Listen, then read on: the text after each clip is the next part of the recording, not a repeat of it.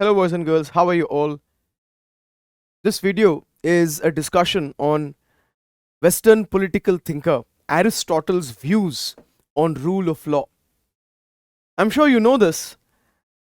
Throughout human civilization, we have been dominated, ruled by kings, emperors, sultans, shahenshahs, samrats, etc.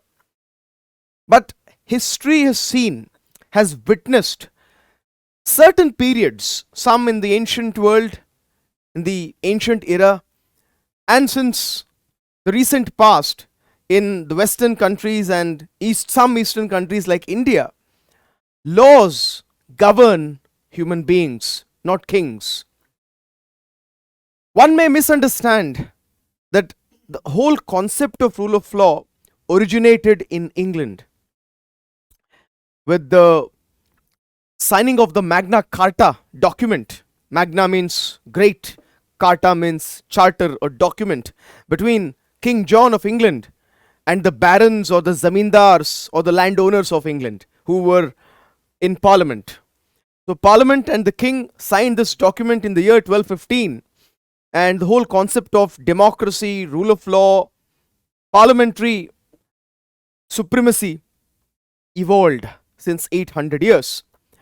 Then further, in the late 1600s, that is the late 17th century, Parliament of England won the English Civil War against the English king and became the supreme sovereign authority of England. Then a century later, in the late 1700s, in the late 18th century, the Americans expelled the British and established a constitutional republic based on rule of law. And then in the decades following the American Revolution and the American War of Independence against England, the ideology of liberalism spread throughout Western Europe. And Western Europe had conquered the rest of the world, and they spread the ideas of liberalism, nationalism, democracy, rule of law, constitutional rule. So many in the Western world and many in the Eastern world, such as Japan, India, adopted the concept of democracy founded on rule of law. But if you go back to the ancient world, in Europe, even before the birth of the Roman Empire, much before that, before even Alexander, before the age of empires in Europe, in the Mediterranean region, there was this place called Athens in ancient Greece, which was home to many philosophers, Socrates, Plato, and our hero of the day, Aristotle. And Aristotle expressed his views and proposed constitutional rule or rule of law as the best, his model form of government. Right. So let's discuss this topic in detail, boys and girls.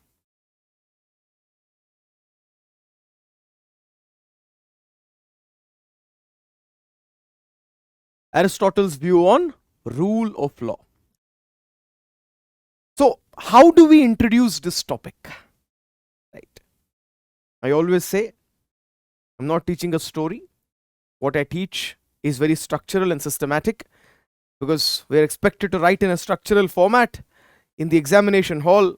Therefore, if the output is expected to be structural, your input, what goes in your head, should also be ordered in segments. It's easier to understand, simpler to understand, and much easier to remember, revise and remember. Right. So the introduction to this topic, always it is safe to write the context. In what context a thinker expressed a particular view or presented or proposed his ideas or arguments. So here the context is Aristotle's Guruji, Plato. Right. So Plato, like Aristotle, from Athens. Of course, Aristotle was not an Athenian, he was not an Athenian citizen. He studied in Athens, he was originally from Stagira in Macedonia, Alexander's home, 2300 years ago. But still, he studied in Athens. He discussed with Athenian philosophers, most notably Plato. So, Plato, in Plato's greatest book, Republic, he said that the best state or the best government is the one which is ruled by a great philosopher, the biggest philosopher, who has the ultimate knowledge, the ultimate wisdom, the ultimate level of skills of rulership, skills of statesmanship. So Plato wanted his beautiful country, beautiful city, his beautiful state to be ruled by the most brilliant philosopher. Right. So Plato in his book Republic wanted the philosopher king to rule Athens because the philosopher king possessed what? Supreme knowledge, supreme wisdom, supreme skills of rulership and statesmanship. Right. And why did Plato originally propose this idea? Before coming to Aristotle, what made Plato propose this idea that a philosopher king should rule? Because his home country Athens had become very corrupt. You see, Athens was a special kind of country there. So it belonged to the Greek world, ancient Greek world or Hellenic world in the eastern Mediterranean region 2300 years ago. And Athens was a city state, right? So as a city state, Athens had 3 lakh people. It was a democracy, a direct democracy with 3 lakh people, 50,000 citizens who directly participated in a stadium like structure which they called the assembly. So with political power, these democrats, it didn't matter among these democrats whether they were educated, whether they had values or virtues or wisdom or rationality. They had political power because of numbers, right? Because they were born citizens, and they used that political power to make more and more money. And with corruption, there is inequality because in a society, the resources are scarce. And if you're competing for these scarce resources in an illegitimate and corrupt way, there will be inequality. Those with power will amass more wealth and power. Right. So the city of Athens was divided. So as a medicine, as a solution, as an alternative to this corrupt Athenian democracy, Plato presented his ideal model form of government where the philosopher king will rule, who has, like I said, supreme knowledge, supreme wisdom, and supreme level of skills. So as an alternative, as a critique to this model of government proposed by Plato, Aristotle recommends rule of not a king who's an individual, who's a man. He did not recommend rule of men. He rather recommended rule of laws. Right. So rule of law is better than rule of men. Why is that? Because human beings are human beings. You may say, okay, I'm installing a big philosopher who has absolutely no interest, no greed, no desire for wealth and corruption and money. He'll be a good king. He'll not govern for the sake of his own personal pockets, but he would rather govern keeping public interest in mind. But there's no guarantee for this. Fine, you may find one philosopher. Take the Mughals in India. Only one is remembered fondly. Right? Historically, only one emperor, Akbar, we remember him as a good king, as a good emperor, as a good Shahnshah. Right? Fondly we remember him. But most of the others, Babur, Aurangzeb, were bad kings. They were conquerors, invaders, they were oppressors, tyrannical monarchs. Right? So history, throughout history, there have been more bad kings than good kings. So it is difficult to find the ultimate king. Ram Rajya cannot be actually realized on the earth. Ram hai wo. Right? In reality, we have horrible men here on the earth. Right? So we can't rely on the coming of a philosopher and his subsequent replacement by other philosophers, that we can only be ruled with, that we will only be ruled by philosopher kings. There's no guarantee for that, right? Laws provide stability, right? Again, coming to this, why laws are important, why rule of law should be there. Before that, in the introduction, first you've written the context, what Plato said and why what Plato said and why Plato said this, philosopher king. Now, Aristotle, right? What is the approach of Aristotle? Aristotle uses empirical, functional, teleological approach. Number one, empirical approach means understanding everything, understanding geography, understanding society, understanding politics through our observation, how it actually functions, right? Observe with your senses. So he observed, he studied how laws provide stability, how people prefer to formulate the laws themselves and be ruled by them and be governed by their own laws, right? Then functional approach, laws serve the purpose and function of what? Providing guidance to officers, to magistrates, to judges. Teleological approach. So teleological comes from the word telos, what we today understand as objective, aim, goal, end. The Greeks called it telos, the ultimate goal of a particular institution or of a particular idea or a concept. So, according to Aristotle, human beings, like other animals, we're also animals, right? But there's a difference. We can speak, other animals cannot. Not only can we speak, we can also reason.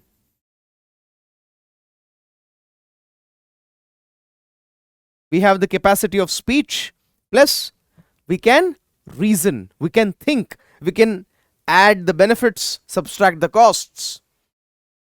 Addition and subtraction, that is reason. Add all the benefits.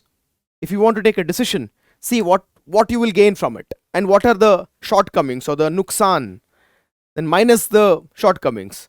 If the benefits outweigh the costs, then go for it. Animals cannot do this, human beings can, right? And not only we can ourselves calculate in our own heads, we can reason with others. You propose an argument, someone else proposes a counter argument.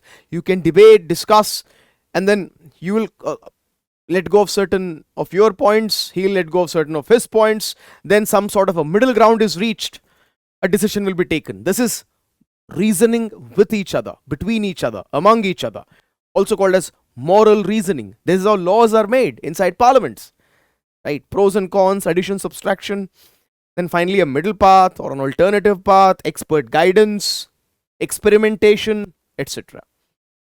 Right? So human beings not only can speak, they can also reason. So together, this is called as reasoned speech. Why do we have this? We are social animals. Yes, there are other animals which are social animals. Ants are social animals. Bees are social animals. Right? A pride of lions, they are a bunch of social animals. What makes us different? We can speak and we can reason. Together, why do we use this? Where do we use this? At the level of the state. Why do we use this? To make laws. So we are social. What is politics? We are social animals. We have to live together. To live together, we need laws, common laws and common rules and common goals. And where do we do this? Not in our homes, not in the villages, but at the level of the state. Right? So, what is the ultimate goal of man if we are social animals? Right? To be political animals. So, to make laws, common laws that govern us, that govern our conduct and behavior and interaction between each other, and we will live a happy life. A eudaimonic life. Remember this, eudaimonic life.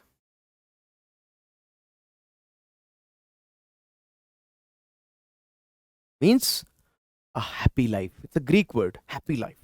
A life which is worthy of living, a life worth living. We cannot live if you're living alone, all alone, solitary lives. That is not a human life. You're like a tiger, a solitary animal, wandering alone in the forest in search of prey and mates. Right? Human beings, we have to live in the company of others, and that requires rules. Right? So it is our ultimate goal, telos, to make common rules. And these common rules, when it governs us, that is the system of rule of law. Right? Now, he used all of these approaches. So when he used this approach, he understood the importance of parampara, traditions, customs, norms, rules, statutory laws, that is, laws made by a legislative assembly, a parliament, a Vidhan Sabha. What is it? It is an assembly, it is an institution consisting of lawmakers, legislators, Sansad, Vidhayaks. Right? So, all of these are important. And he understood these to be important because he used the approach of empiricism, functionalism, and teleology. So, in the introduction to this topic, first, what are you understanding? The context, Plato.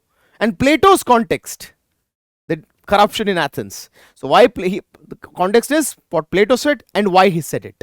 And how Aristotle came to appreciate the importance of rules and traditions and customs, and how he did it through his methods, right? And what is he credited as? What is, how we remember him fondly? He is remembered as the godfather or the father of rule of law tradition. By using a very scientific approach, he defended the philosophy of rule of law, boys and girls.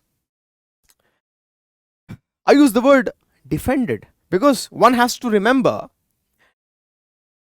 you see, Aristotle wrote many books, but history, it's lost to history. Most of his books are lost to history. They were not safeguarded. Only two have withstood the test of time. We have only two books. The world knows only two books of Aristotle. That is Ethics, which he wrote first, then Politics. We're understanding the ideas from Politics. A bit of from Ethics also. It doesn't really matter in which book what he wrote. Okay. But Plato, in the case of Plato, it matters a lot. Because Plato is remembered for his book, Republic, which he wrote when he was younger. Then over time, he wrote many other books. Books on philosophy, on romance, on friendship, on love, on politics. So two books he wrote much later in his life, called Statesman and the Laws. In fact, Aristotle is wrongly, erroneously credited to be the father of rule of law. I use the word godfather because the real father is actually Plato. He talked about the importance of rule of law in actual states. Because we can say that the rule of philosopher king was just an ideal. Just like Ram Rajya is. Ram Rajya is a benchmark, a goal. But we can't really achieve it in real life. But we can certainly learn from that idea. Can be inspired from that idea, seek guidance from that idea, right? So because Plato knew that his great idea of rule of philosopher king is something that could not be actually witnessed, created, implemented, erected, founded in real world, he proposed alternatives.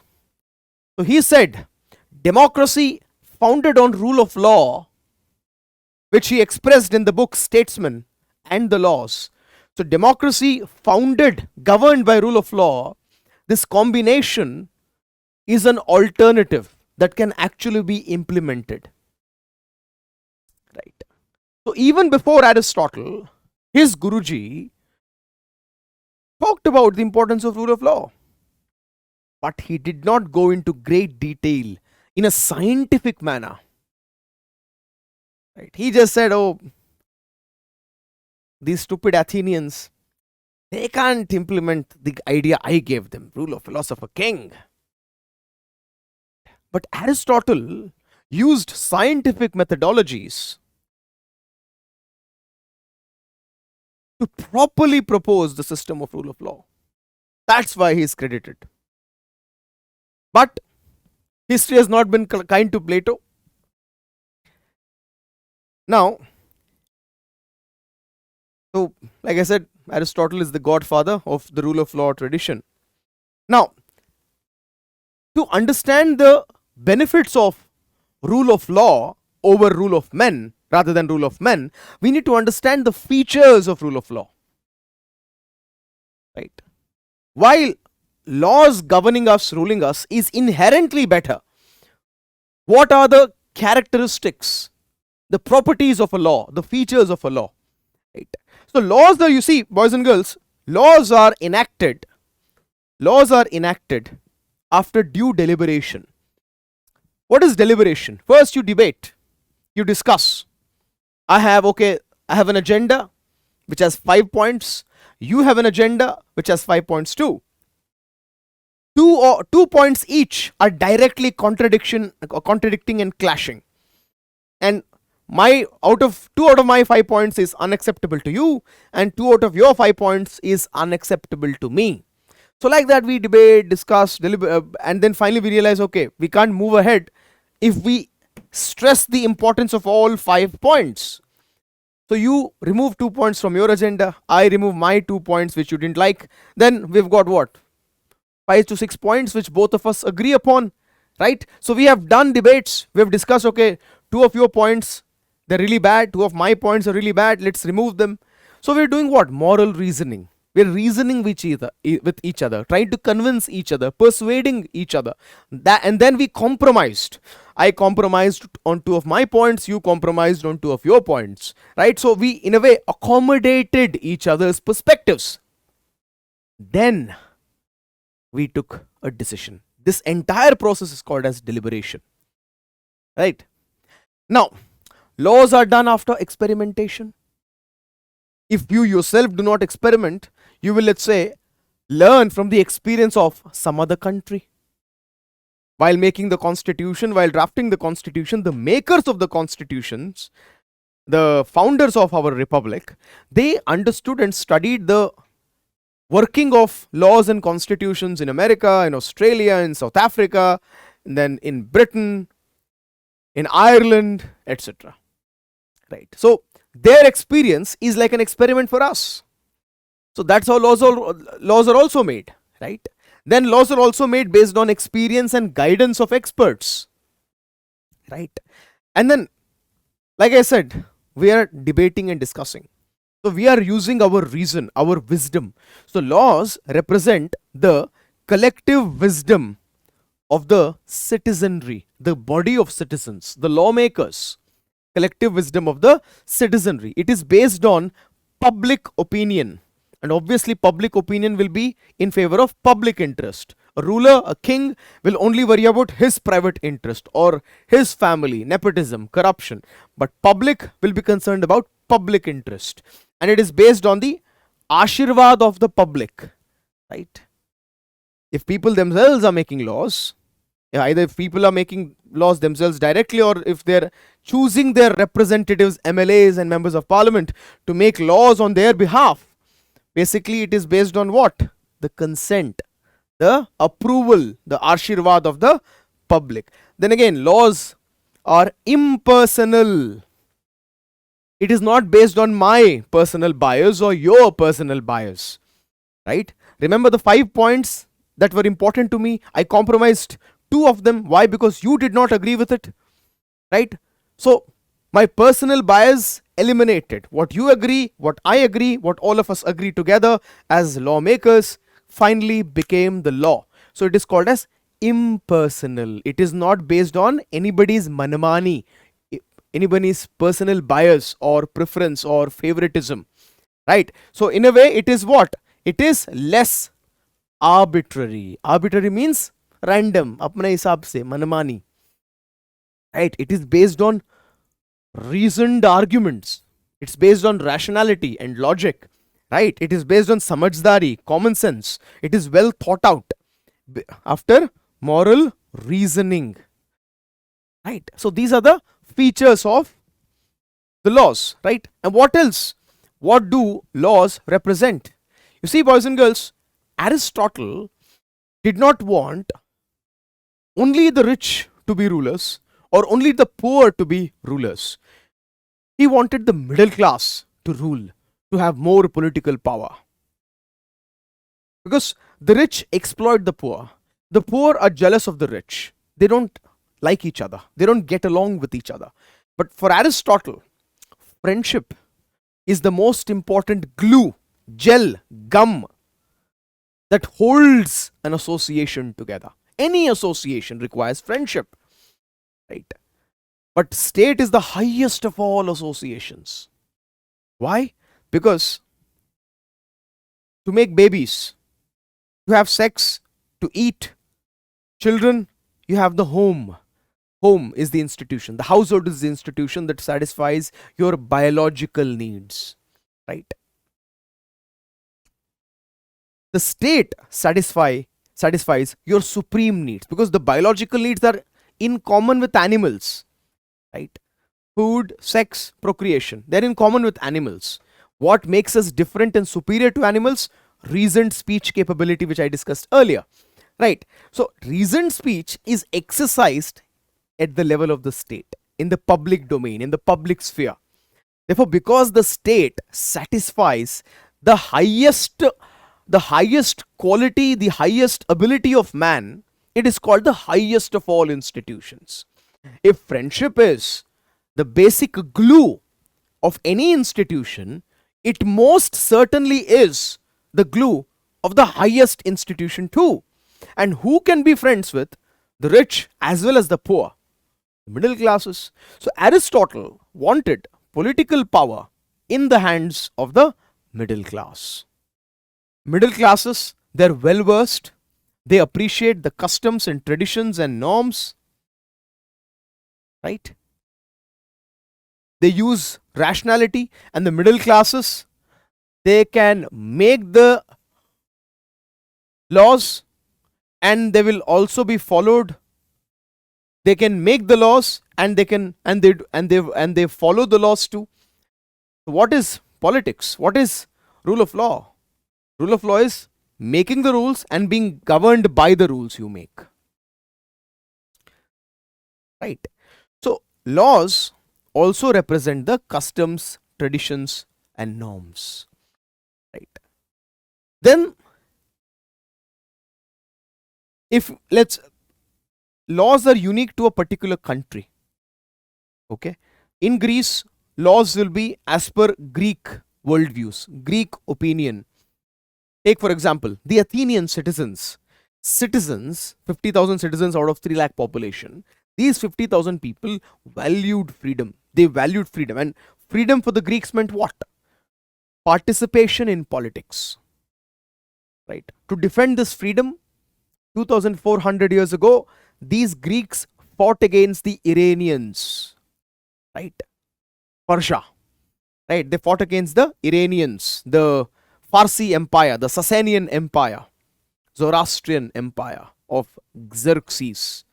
You remember in ancient history you studied Darius, Cyrus the Great, Xerxes.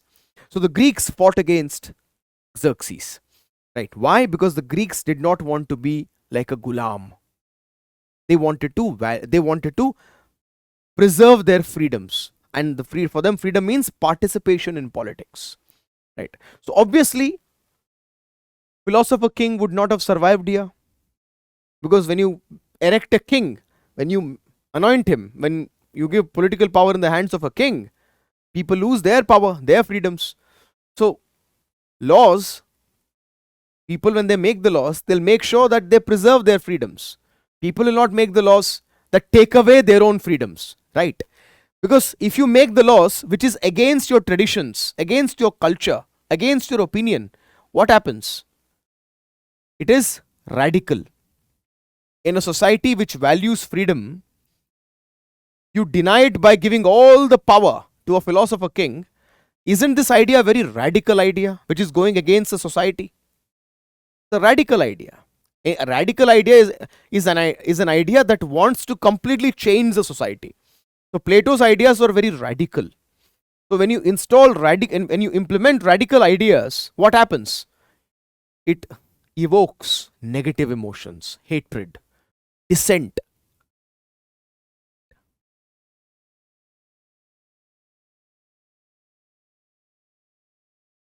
and sedition. Dissent, sedition is equal to revolution, kranti, to completely change the society or restore the society back to where it was. Right? So, laws save the society from unnecessary revolution violence because laws, they represent reason and they do not have passion. The king may be emotional, may be angry, may make rules and policies based on his emotions. But laws are not like that. Laws are duly deliberated. They're debated upon, discussed upon, and finally decisions are taken after reasoning with each other. Right? So they're not contaminated or polluted by raw emotions of people. They are rational. Right? They are based on virtues, values, knowledge, experience of what? Of citizens. And Aristotle says, fear of law is the beginning of reason and virtue. How? We are all fearful of the laws. Why? Because we know if we violate the law, we'll be punished. Right? What did I say? Reason means what? Cost benefit analysis. So before violating a law, you need to see the benefit of violating it and the cost of violating it. And if you come to the conclusion that, okay, if I violate the law, I may see some immediate benefits, but in the long run, I may be incarcerated, I may be jailed, I may be imprisoned, I may be punished. So you'll choose, okay, let me follow the law. Why to be punished? So you made a calculation here, right?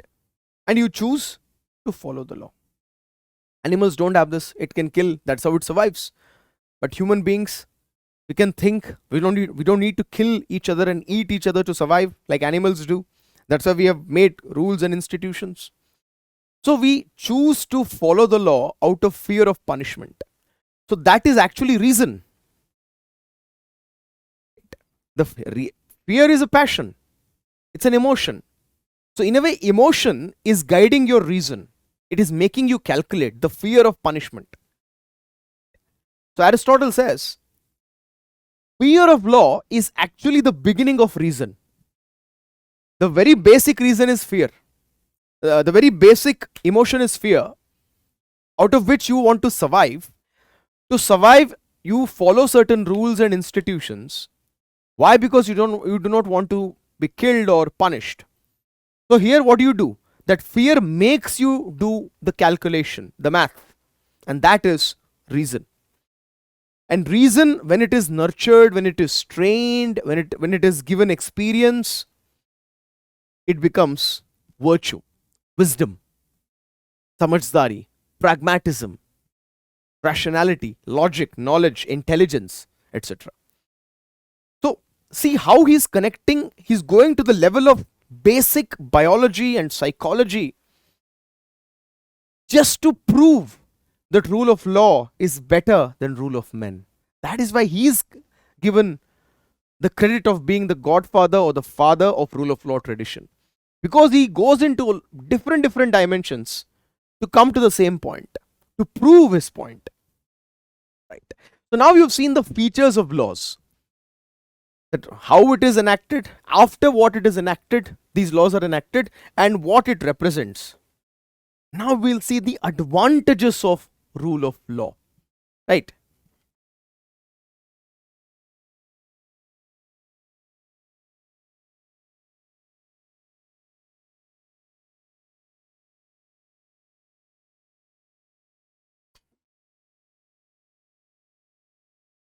Advantages of rule of law. See, according to Aristotle, rule of law is a system where equal citizens rule, that is, they make the laws and they follow the laws, that is, they are being ruled. Let's say in a society there are 100 people, right, including you and I, right, and we 50 people, we are the citizens, so we are equal with respect to each other. I'm not higher, neither are you. We are equal citizens, right? And we make the rules and we follow the very same rules. That is rule of law according to Aristotle, right? Now, since the laws represents what? It represents the collective wisdom of the entire body of citizens, group of citizens. These laws are uniformly applicable, enforced on all citizens as equals. We're all equal before the law, right? The citizens are equal before the law. Therefore, people will be motivated to accept these laws. हाँ भाई, मैंने खुद बनाया और मेरे ऊपर ये लागू हो रहा है और मैंने बनाया तो मैं इसको स्वीकार करूंगा. I accept these laws. When you accept these laws, because they are made by you and they're uniformly applicable on you and other fellow citizens, there is more stability. Violation of law kam hoga, right? When there is more stability and you yourself made it, there is legitimacy.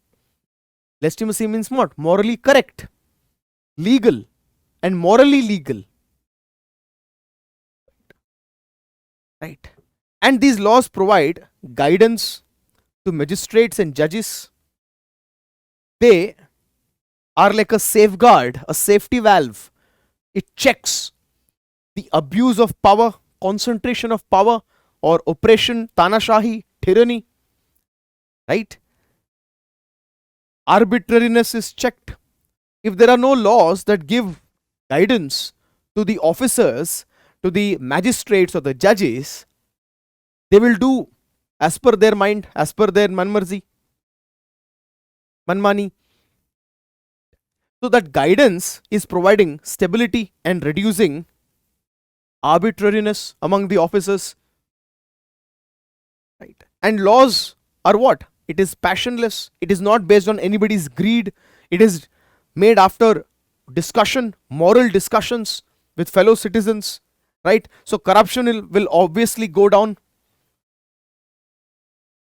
And at a psychological level, if you understand human nature, what is unique about human beings? Like I always say, remember this point, reasoned speech. As men who are political animals, who are endowed, who are given this gift, uniquely human gift and ability of speaking and reasoning, it is our future telos. Telos, remember the goals? It is our nature, it is our destiny to make the laws and be ruled by these laws, right? As political animals, right? So we make, it is our destiny. It is written here to make the laws, common rules, to govern our interaction with each other, to govern our conduct and behavior with each other, and to have the goal of common good, public interest, the good of all. Only then we'll be happy in the company of others. If we only care about ourselves, eventually we'll fight, there'll be inequality and conflict in society and we cannot live happily and safely, right? We will be like animals, always struggling to survive, right? So eudaimonia, happiness, a worthy human life, a life worth living, comes from rule of law. So Aristotle is connecting, like I said, our psychology, our biology, our nature, our destiny, our telos, just to prove his point about rule of law, right? And another important thing here is Aristotle classified different political systems of his times. Take democracy, for example. Democracy mein the many rule. In a monarchy, one king rules. Right? In a monarchy, one king rules. If he rules only in his own interest and becomes a corrupt king, oppressive Tanashahi king, it is called tyranny. Here political power is in one person's hand. If let's say political power is in the hands of 30 families or 30 individuals in a country of 3 lakh people, and if they become corrupt, if they are not corrupt, it is aristocracy. Aristocracy means rule by the excellent, by the honorable, by the best, by the noble. When they become corrupt, when they promote their own kids, become nepotism, a nepotistic, it becomes what? A bad version of itself, which is oligarchy, rule of the few for themselves. When power is in the hands of many people, it is democracies. Democracy means demos rule. Krasi means rule, demo means people. The people are the many, they rule. Right. Let's say in democracy, what matters? Numbers. See the elections, how it works. First past the post system. The candidate who secures the highest number of votes, even if those votes are less than 50%, if it is the highest number of votes in comparison to other candidates, is the winner. Right? So in democracy, numbers matter. So among the many, if let's say in a country of 3 lakh people, 50,000 people are citizens, if 30,000 of them are poor citizens and are jealous of the other 20,000 people who are rich, these 30,000 people, they will win the elections and they will target the rich. So basically, the winners are only caring about themselves. So this is also corruption in a way. So they may say that in the name of people I'm doing this, but ultimately they are targeting someone, or they are gaining, filling their pockets at the expense of someone else. So democracy also has problems. The divide between the rich and the poor. So here in democracies, the poor people, they choose to take decisions only in their interest. I'm talking about ancient democracy, ancient Greek democracy. Right. So he wanted to avoid the extremes of all these governments. That is why he chooses the best aspects. See, obviously rule of one person is not allowed. Rule of one person is not allowed. So he chooses 2 forms of government. That is aristocracy, where the best individuals rule, and democracy, where numbers matter, more people. So from aristocracy, he takes quality, the best individuals, and the middle classes, they are the best individuals. They're educated, humble, respectful, and willing to work hard, have the knowledge to make the rules, and they're not bad people who exploit the poor. We're middle class people. We don't exploit the poor. We understand the poor and the rich. We're in the middle. We can be friends with both. So the quality is taken from aristocracy, that best should rule, and he takes the best out of the middle classes. Right? And middle classes are many in number also, like in a democracy. So the quantity and quality are combined. The golden mean, the madhyam marga, middle path is secured here. So the middle classes rule. Because the middle classes are equal with respect to each other, they make the rules, they rule, they make the laws, and they're in turn ruled by the very same laws. The rich are different. The rich can make the rules, but they do not follow the rules. Donald Trump, rich man, comes to power. How badly he destroyed American democracy. He challenged and tortured American laws, American Constitution.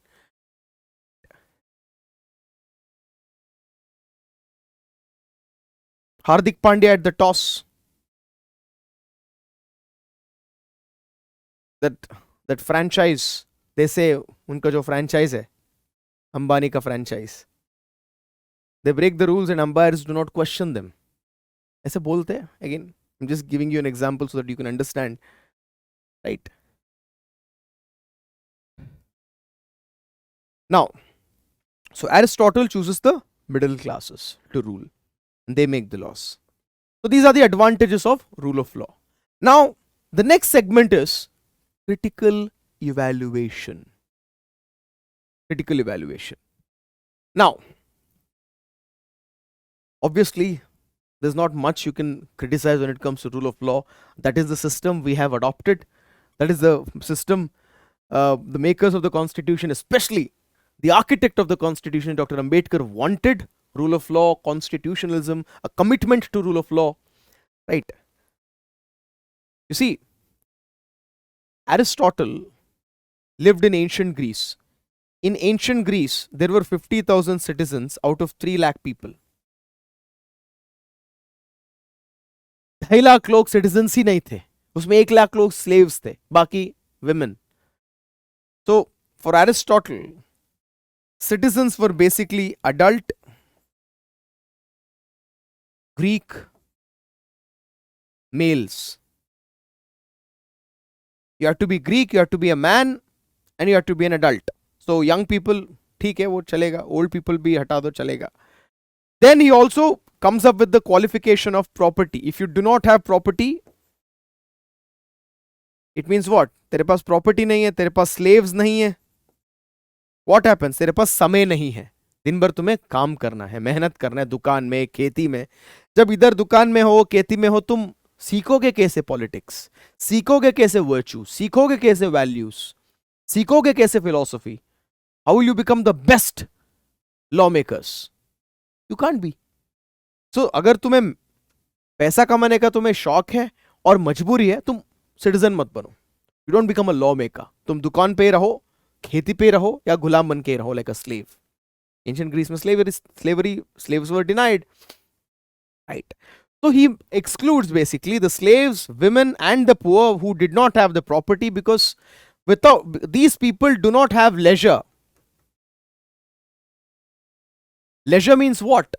Free time, not to do time pass or time to kill, but to learn philosophy, to master virtues, to develop values, to inculcate values into habit, to contribute to society, having the time to become the best version of yourself.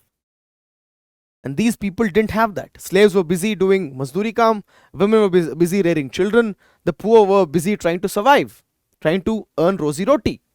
But the middle classes, they had property and education, and they were neither the poor extreme or the rich extreme. They're in the middle, right? So anyway, we have to critically evaluate, criticize Aristotle's views, right? Another point. It is a very aristocratic view of the state. Only a few individuals should rule, right? Today we believe in universal adult franchise. Today we believe in the ideology of liberalism. And the ideology of liberalism tells us that all individuals are equal, all individuals have equal reason, and all individuals have freedoms and should be having freedoms. And that individuals, human beings, are sovereign. Popular sovereignty. People are supreme. Janta Janardhan. But for Aristotle, only a few individuals, the middle classes, who are highly educated. It's a very aristocratic view. Aristocracy means what? The country is governed by few individuals who are really good, who are excellent individuals. Right? And today, aristocratic view of the state is not good. It's not acceptable. We live in a democracy. For us, people, whether poor or rich or middle class, doesn't matter. People are supreme. Janta Janardhan. Highest number of people who vote in the Indian elections, they are the poor people. Lower middle classes or the poor people. The rich don't vote much. Right? Anyway, another point that has to be mentioned here when we critically evaluate is that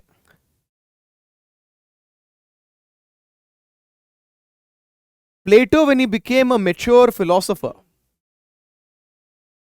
when he became older, he wrote books which I mentioned earlier, Statesman and the Laws. In that he proposed that rule of law was important in actual state, not the state in his imagination. In real life states, in real world, rule of law is important. So we have to mention that it is not an idea that came from Aristotle's head. He's not purely original. It is an idea that was already talked about by Plato before him. That's why Plato is called the father of political philosophy. Aristotle is called as father of political science because he uses methods, much more scientific methods. Like I said earlier in the introduction, empiricism, functionalism, uh, gradualism, historical approach, realism, classification. We classify. Take science, environment for example. Do we not classify?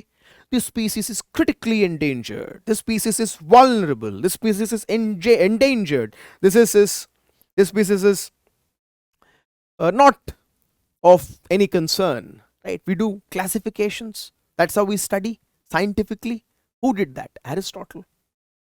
In fact, Plato ने भी किया था classification. In his book Statesman, he had classified different states. But Aristotle is given more credit because he was again much more systematic. His method was better than Plato. Right. So we critically evaluate this. Then in the conclusion, a big conclusion. Let's see some quotes here. So Aristotle continues what his master said. So Plato says, men who are outside the system of laws, they are the worst of all animals. Men who are not governed by laws, they are the worst of all animals. Why? Animals kill other animals to survive. That is nature, that is biology talking. Human beings can kill others even not for the sake of survival. Right? Only weak. If a lion kills a deer, do we say, lion, you're a bad lion? Right? Will you see a lion eating grass and say, good vegetarian lion? No. But if a human kills another human, we can say you're a bad human.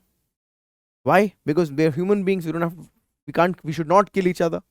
We don't need to kill each other. The lions are designed to kill each other. So to kill other animals, not each other, not of the same species, of course.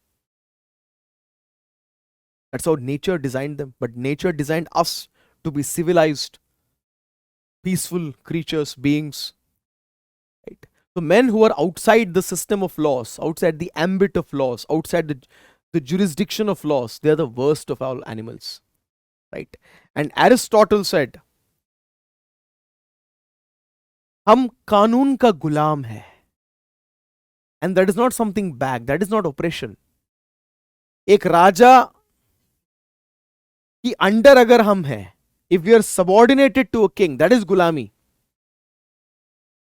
But to be gulam of Kanun is the highest virtue, is the highest welfare, because that Kanun is made by us after due deliberation. It is for us, it is for our good, it is in our interest, the public interest.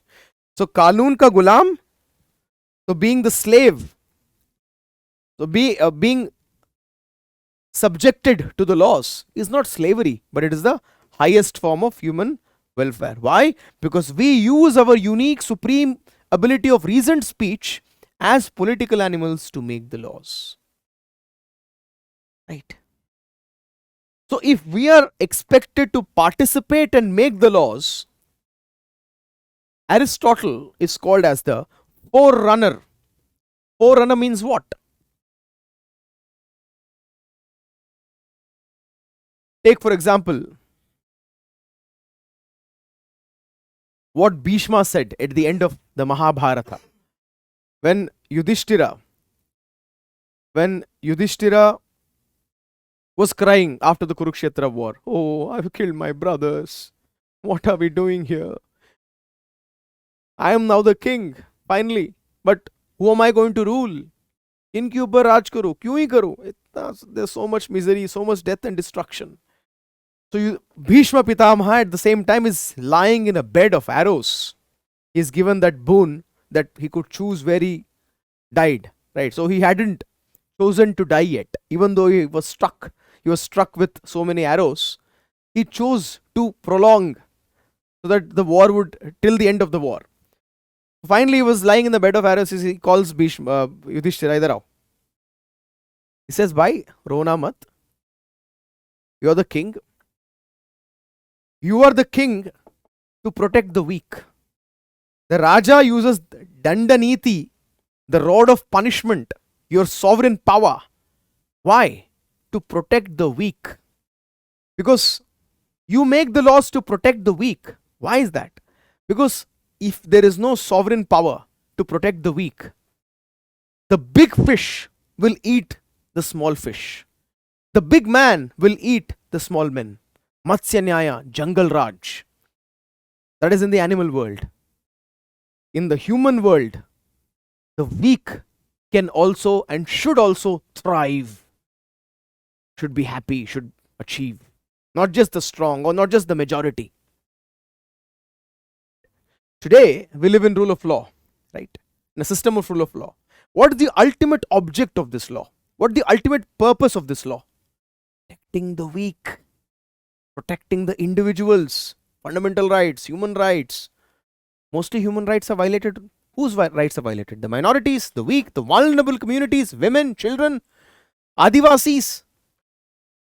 So the ultimate goal of law or the ultimate goal of democracy is empowering the vulnerable sections, empowering, safeguarding the weaker sections, right? So in a way, Aristotle is talking about constitutionalism, rule of law. Laws protect the weak. And when we are committed to that kind of a law that protects the weak, it is called it is an ideal, it is a commitment, dedication, an ideology. That is the ideology of rule of law, constitutionalism. Jab ism aata hai, it's an ideology. It is a commitment, a moral commitment. Right. Now, according to Aristotle, there are two aspects of good government. Two aspects of good government. Right. First aspect, how obedient the citizens are to the rule of law. Right. To the authority of the laws. How committed they are, how dedicated they are. That commitment is called as constitutionalism. And laws protect the weak, the vulnerable, the weaker sections, the minorities, the women, right? That is first aspect, how obedient we are. We means all citizens, and then the powerful people, the officers, the ministers, the politicians, the netas, etc. The second aspect to good government is how good the laws are, how rational the laws are, how just the laws are they in public interest?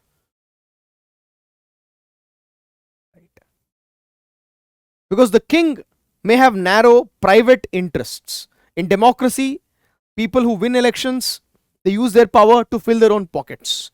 In oligarchies, the rich people rule, or few individuals or few families rule for their own interests. In tyrannies, a king rules in his own interest. But in a government based on rule of law, the law must be good and must be in the name of public interest. Today, a law is scrutinized and reviewed by the judiciary. Right? The concept of due process of law, judicial review. The Supreme Court and the people. People also review the laws. How? If we don't like certain laws, we bring in another government. We remove the people in power. And laws are remade. Right, by our Sansad, members of parliament, representatives, Lok Sabha MPs. Right. Same way, judiciary also checks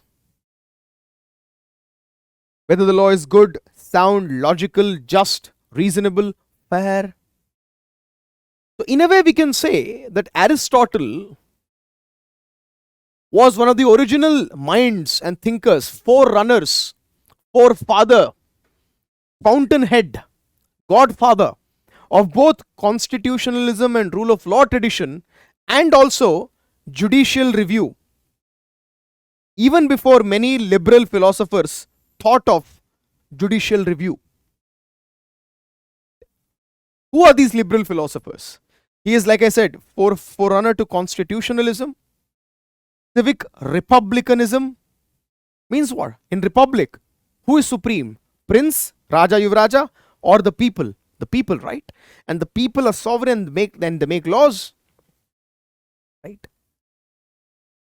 This philosophy of republicanism, liberalism, rule of law, democracy, separation of powers between the three organs of government, the executive, the legislature, and the judiciary. Who talked about this in modern times, 2000 years after Aristotle? Thinkers such as John Locke, French theorist Montesquieu, British jurist, constitutional expert A.V. Dicey, German American philosopher Hannah Arendt, and our very own Dr. Ambedkar. Before all these great people in modern times, Aristotle talked about rule of law and the importance of good laws, which are just, fair, reasonable, and in the name of public interest. I hope you've understood this topic, and I'll end the discussion of the topic rule of law here. Right.